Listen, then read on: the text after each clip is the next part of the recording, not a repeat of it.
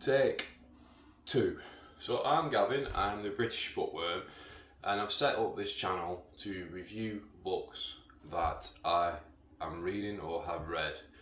I'm a massive believer in self-education and personal development. I've naturally fallen into that through my own historical experience of being a human being and living, and the idea of this YouTube channel is to talk to people of a like mind and build up a book lovers community, and ones who are people who are looking for or seeking truth. So today I've put in a video on, this is my second take. Postman's just knocked on the door and disturbed the first one. Today I'm in a bit of a shitty mood because I'm reading two books which are kind of challenging my own intellectual wisdom and how I feel about coming out conversations or topics. So the first book I'm reading is this one. It sounded really good, and it's a really good book. The Bible for Grown-Ups, A New Look at the Good Book. It's a good book, but it's challenging me the way it's written it. And this one, which I do think is an excellent book, really well thought out, but again, you know, my views on climate change are pretty strong through many years of watching scientists who are experts discuss it, just like my thoughts and feelings were 4 or 5 months later with COVID. You know, studying people who are way more intellectual and capable and smarter than myself. So I'm coming at this video today just being really honest about why I'm doing the YouTube channel. I want to do a YouTube channel to bring people who love books together. Now I don't know whether my book reviews are I'm looking at how I'm doing it. I'm wondering whether to focus more on what the book discusses when I'm doing a book review. So that's one, but I like to be talking to you as if I'm having a conversation with somebody over a coffee in a nice chilling out restaurant cafe. So today I'm not reviewing any books. I'm just going to say hello to everybody. I live in Lancashire. I live in the northwest of Lancashire.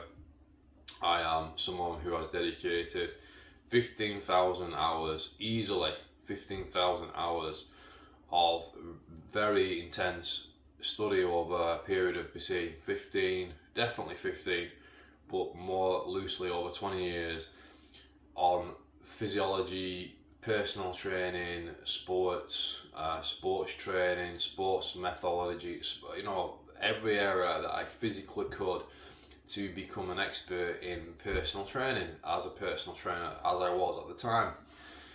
But more to the effect that not only did I want to be an excellent trainer because I wanted to be so well studied and well educated in the field of fitness and health and nutrition, that I also wanted to expand on my knowledge on every area that I could or that I had an interest in, which might be history, geography, although I'm not saying by any means that my geography or history is great, because it probably isn't by some people's standards, but history, geography, religion, other people's religions,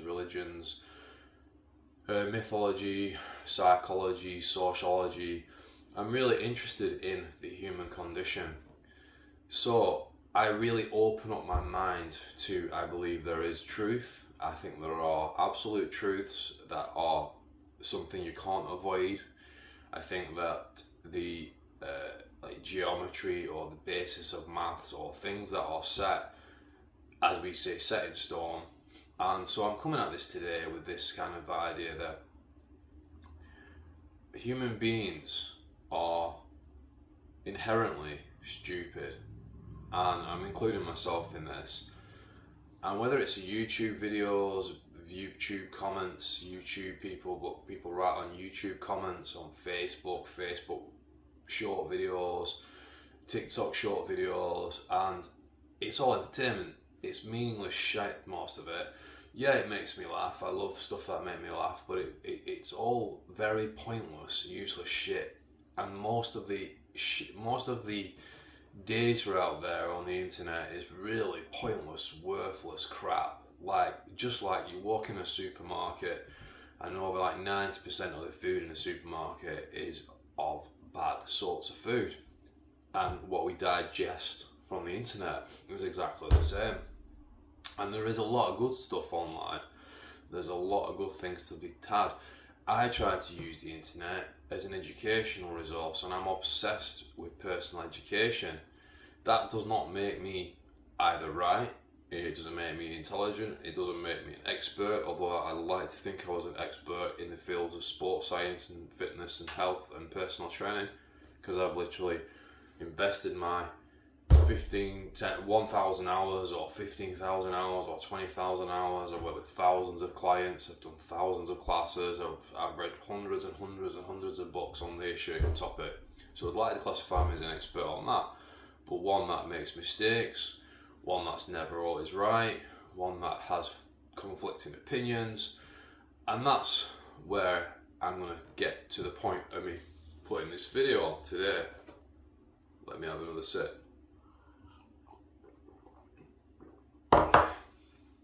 As someone who reads a lot, I implore you as a thinker and rational-minded person who may also hopefully be on this channel because the British Bookworm title has drawn you to it. I would like to talk to you and say, as a human being, we are all faulty individuals who do not work in the way we perceive ourselves to work. This is proven in science, it's proven in psychology, it's proven in philosophy, and it's also proven by our daily functioning. Leaving the keys in the other room and walking out and losing them. For an example, losing your wallet, leaving your wallet on the bus, leaving your card machine in the ATM machine and walking away. I could throw a million examples at you that we are all connected with, this imperfection, and the way we operate is imperfect. So if I continue from that point and meet you on that ground, that's the common ground I'm talking to you from. We're all imperfect, and no matter how many books I read, it ain't going to change that I'm never going to be as smart as some of the kids that I was at school with, who were way better at maths and English literature, just people that were academically better than me, alright? And I have no problem on an egotistical level or within an ego state of saying that. I have no dog in this fight, I have no ego in this fight. I'm not doing this channel, I'm attempting to do this channel I should say, I'm not attempting to do this channel because I want to create any kind of statement on an ego benchmark or glorify myself. I'm just basically doing it because I feel calling to do this YouTube channel at the moment. I'm sometimes questioning that, being honest with you, and I'm like, yeah, so basically, and also I'm coming at this from, I'm not trying to sit here and present it with a speech and all written out and reading bullet points. I'm just talking to you as a friend, as somebody I want to talk to. If you're there and you're watching this, I just want to discuss it on YouTube, breaking the norm, the constructed norms of YouTube, how to talk to people, how to build your YouTube channel up, how to look, your backdrop, your merch, your intro, you know, all that crap. I'm just talking to you, simple. So if I come at it from that point of view, now you know where I'm set this channel up. I want to build a community of people who like reading books, who are free thinkers and who are wishing to grow within themselves. But it isn't going to happen on YouTube, is it? Very unlikely, but we'll see. But social media platforms are designed ultimately to dumb the mind down from thinking. We don't think because we're being told what to think. There's a hell of a difference between being able to conceive reality or being told what reality is.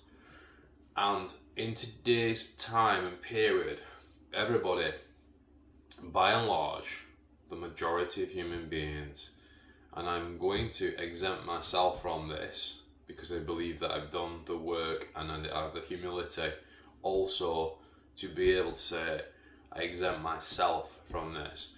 But most people are so conditioned to not think truly for themselves, but they are living in a shell of themselves by living a life that is basically forged for them by society and by circumstances.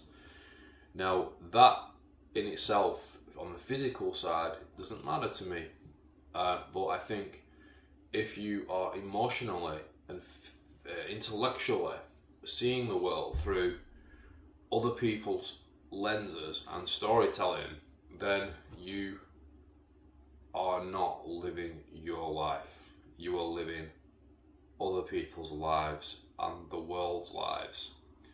What I'm saying to you is that you should have the ability, as much as possible, to critically look at what you're being told, whether it's the COVID-19 lies, whether it's climate change lies. And by the way, I'm not saying, because again, I'm very acutely aware of the way human beings operate. I'm not saying across the board lies on both them subjects, or that there was not something there on both subjects. Just to be absolutely clear, I believe in COVID-19 and I believe in climate change upon a point. But I'm just saying that the lies within, we have blanket statements on certain topics which then dictate the conversation, and therefore three thinking individuals are literally like put in a position of disability where you cannot actually radically think, you cannot communicate your feelings amongst an audience of other thinkers.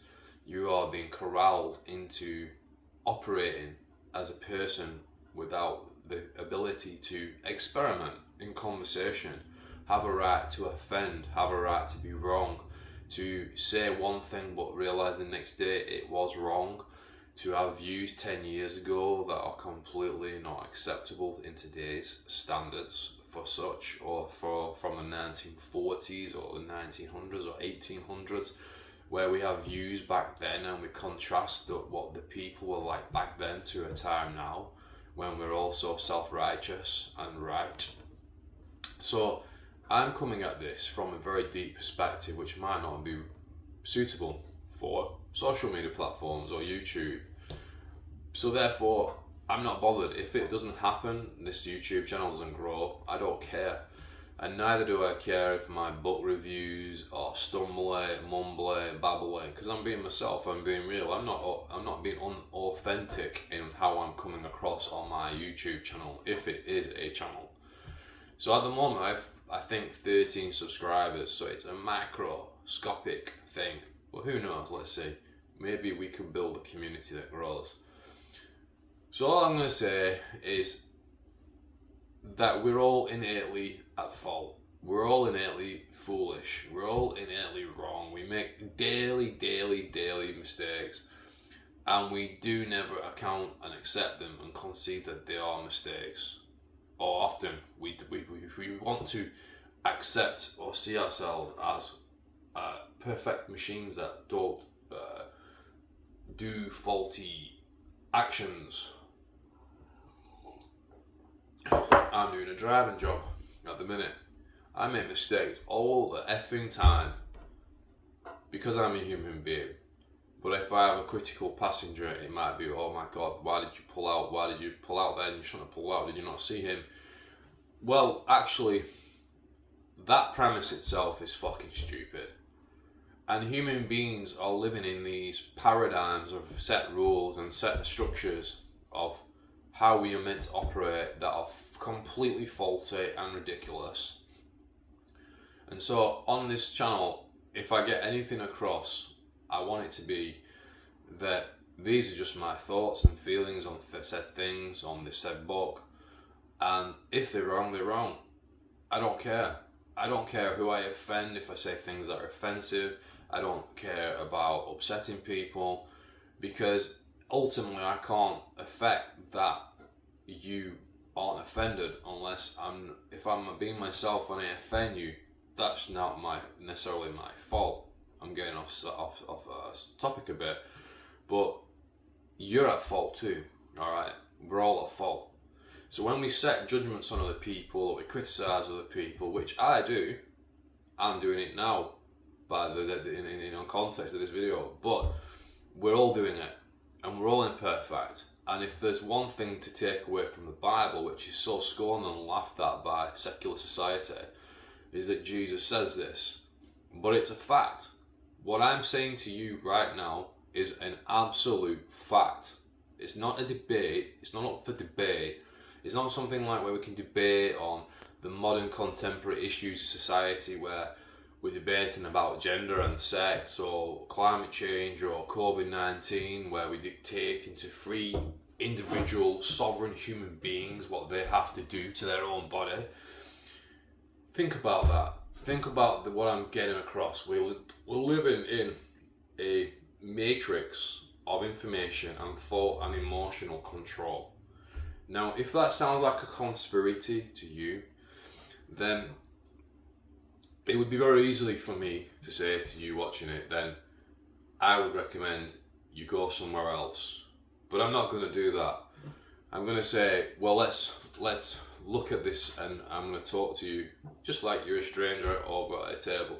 And I'm going to say, right, okay, well, let's discuss this. Let's open up a conversation. But you could be wrong, I could be right, and vice versa. Now, human beings are absolutely at fault. They are faulty and incapable of coming at things on a large scale with absolute certainty. That is a fact. That isn't up for debate. Just like I can make driving mistakes sometimes when I'm driving and I'm tired, or I do something stupid when I'm doing my training, or I pull my back because even though I'm a fucking expert in lifting, I can still go into a position by accident or default where I'm forced to go into a position and pull my back. This is like understanding that everything has nuance to it. Everything has ways, and things are not straightforward and simple. So I bought books years back because I started realizing that I can't have the level of ignorance that I had when I was younger. I've watched I won't say tens of thousands, but nearly tens of thousands probably of documentaries on every subject that I'm just obsessively fascinated about. Rather than watching movies, I do watch films, but rather than watching movies, I watch documentaries, I watch religious debates, I watch religious channels, I watch lectures. So I spend an enormous amount of time, of my personal time, trying to educate and study and learn about topics that I think are relevant or important to myself, to my own experience of life, and to my own journey. And I do that because I am a faulty human being. Now, I know people will say that is a form of negativity or lack of self-confidence or those type of things, but that type of mindset is inherently wrong. Every human being is faulty, and we keep saying that. We all believe that we are righteous, more morally right than bad. We all think we're better than the other person, that we are somehow on par, we're better than other people by average, that we are more conscious, morally, actively conscious of ourselves, and we all have this bias that we are better than other people, that we drive better than the average person, we're better than average driver, we are a better lover than the average person. None of us want to see ourselves as shit. None of us want to see ourselves, and I'm going to come at this religiously for a moment, as sinners. I'll give you an example, right? Sin and sinners has a faulty definition from scholarly or biblical or theological teaching. I'm not even going to go into what that is exactly, maybe because I can't give you a clear definition on this video, but look into it. The definition of sin is seen by the Western audience as something that you are frowned upon doing, which is really nice, really sexy, really awesome, right? But sin, it doesn't mean that. And I'm not going to ask you to look into what you think what sin means, because we're told different things, we're brought up with a set criteria, and that's why what I'm saying to you is so important if you are interested, like myself, on my level, that just one thing like sin can become a completely inherent wrong message about a religious doctrine or an idea. But what I'm saying to you is that we're all sinners. We are all sinners. Nobody can argue against that. Nobody can argue that we are like fallen creation. And again, I'm not tying this up with a religious idea, but what I'm asking you to look at it is to accept that we are far from perfect. We're not imperfect. Oh, sorry, am I saying that right? We are far from perfect. We're not even remotely close to perfect or perfection, or if you would like, holiness. So when we have these strong opinions about topics like science, we'll go back onto the reason for this channel. Science has shown its true colours over the last few years, but it's also shown its colours in other historically recorded things going back, which without going into what. And if you are unaware of that, then you can listen to very arrogant men on YouTube videos or in very, very effective debate or conversations on a set backdrop of a chat show, let's say, and they can say things just like, that is it, it's fact. And the dishonesty of many scientific statements is terrible. But it's again, science can't break out of this fallen man world condition, syndrome. We can't. So science is a fallen art itself.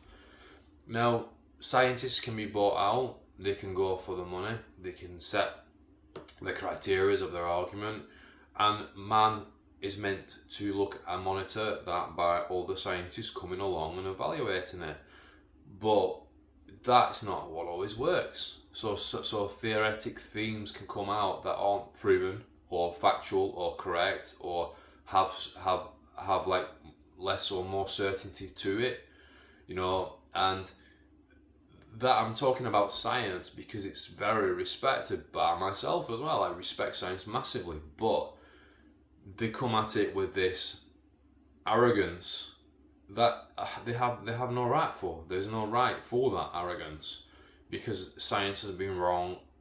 Science has been right many times in history until it's been proven wrong in the future, and that is going to go on and on and on.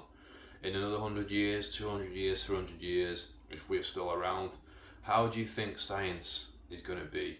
And how do you think they're going to look back at our times now? So that's something I want to get across. Morally, we think we are somehow superior to, you could argue, are we superior to animals? Or are we animals? That's another debate. But my point I'm getting across is we cannot act with this certainty in our opinions. And I'm around people where I work now, and I'm around people when I was a personal trainer, where everyone acts with a certainty of opinion, including myself. I've got to say, I'm not taking myself out of this human equation, because I can't. We're all in it. But we've got to be more open to being wrong. We've got to be more open to being criticised. We've got to be more open to our worldview being completely wrong. Not just a little bit wrong, but completely wrong. And reading books is a conduit in seeking that, because you invest so much time in a book. 5 hours, 3 hours, 10 hours, sometimes 50 hours I've read a book, right? And it makes you realise that not only maybe did you think you knew something, but you didn't, but you also misunderstood what you thought you knew in the first place. And that thing that you thought you understood had literally shaped your view your whole life. And that thought, or that book that you've read, that shifted your understanding on a subject, that way you saw the things that you thought on that topic, has shaped the way you've interacted with people, the way you thought about other people, the way you viewed the world, the way you viewed yourself. It might have put yourself on a pedestal. You might have thought you were better than other people. You might have thought you were morally superior to other people. None of you have the right to be like that. None of you. I don't. None of us have. And that's where I'm coming at with this YouTube channel. I want to sort of be a bit more fucking real online. Not piss about with all these rhetorical conversations where everyone's talking about certain things without understanding that there's numerous factors on every subject. You take one subject. You can take any subject on any issue, and you take one element of that topic, okay? So you have a scientist who has dedicated his life to one basis of science, 40 years, and he can be wrong. You can have a thesis for 40 years and he can be proven wrong. But that is the beauty of science. That is the beauty of it. But the danger becomes when that one person who for 40 years was the top of his field, and then it was turned out that he was wrong on one topic in his field of physics or chemistry, let's say, and then someone else comes along and proves that he was actually wrong about that thesis, and everyone thought he was right until this person came along and thought, let's say light speed, let's say you can travel faster than light speed. For example, how many people don't believe you can? How many people believe you can? But we're told that you can't. But there are other latest science and research that show that maybe it is possible. So my point is, you can take any one thing and there are numerous angles to come at that topic from. So, while we can all be wrong on many topics, it's very important to have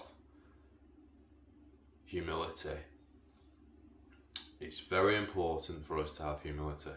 Now, I'm going to close the videos off, but the purpose is just to basically make you think about how you view your life and the world, and to conceive that your very frame of your world, your life, your family, your culture, your religion, maybe it's all wrong.